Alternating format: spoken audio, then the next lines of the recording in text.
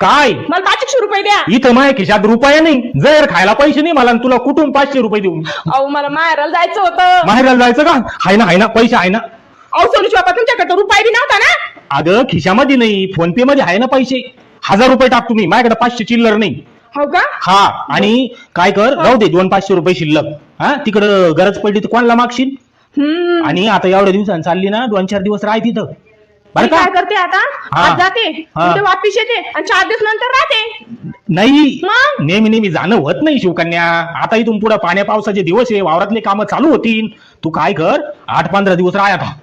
8-15 दिवस का? हा, वाटलं तर तुम्हाला फोन कर ना की सोन्याचे पप्पा काही पैसे पाठवा, हा, मी पाठवा पाठवून मग. देईन. पाठवा. हा, आता 1000 रुपये टाकून दूर मी. हो, हा. आता काय तू 500 म्हणतो ती, ते काही चिल्लर नाही माझ्याजवळ.